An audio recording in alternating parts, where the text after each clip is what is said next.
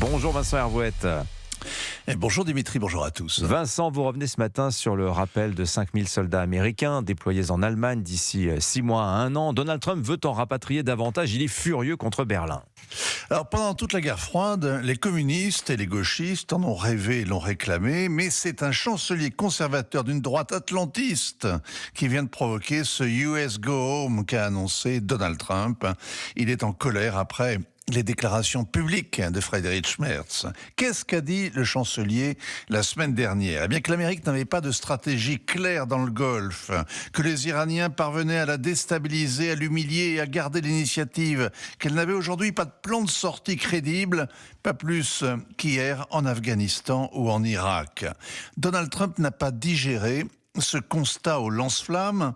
Il s'y est repris à 3 fois pour répliquer, d'abord en menaçant de replier illico le contingent américain en Allemagne, puis avec un réquisitoire contre ce chancelier qui ferait mieux de se concentrer sur la fin de la guerre en Ukraine, où il s'est montré totalement inefficace, et de redresser l'Allemagne en ruine, notamment en matière d'immigration et d'énergie. Enfin, hier, le passage à l'acte, l'annonce par le Pentagone du retrait programmé de 5000 hommes, avec un bonus, les droits de douane sur l'automobile relevés à 25%. Ah oui, Donald Trump a été piqué au vif parce que cette critique, elle vient d'un dirigeant allié.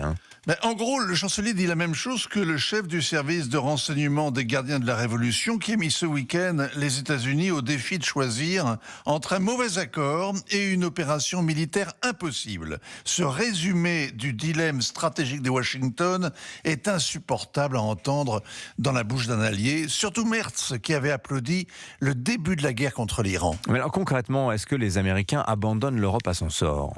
Souvent, le Donald varie, et parfois plusieurs fois dans la journée. Qui peut dire où en sera la guerre, l'Alliance Atlantique et Donald Trump lui-même dans 1 an, et le Congrès aussi, dont dépend la décision. L'armée américaine est la seule armée étrangère qui soit restée outre-Rhin après la victoire sur les nazis. Les effectifs ont aussi fondu après la chute du mur, mais il reste 36 000 hommes sur place.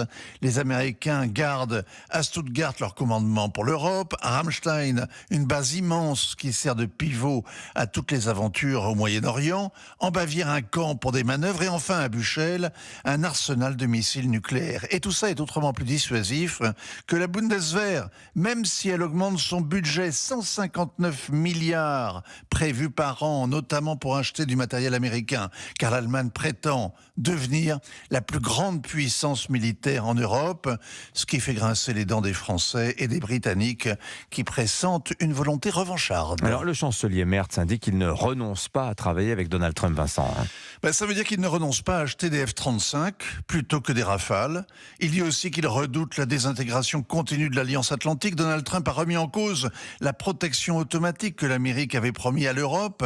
Sans l'article 5, il n'y a plus d'Alliance Atlantique. Et sans l'Alliance Atlantique, l'Europe est sans défense. La défense européenne autonome reste une utopie. Et c'est bien pourquoi Friedrich Merz accepte de se faire insulter et punir par Donald Trump, pourvu qu'il ne l'abandonne pas. Signature Europe 1, ainsi va le monde, Vincent Hervouette. Merci beaucoup Vincent.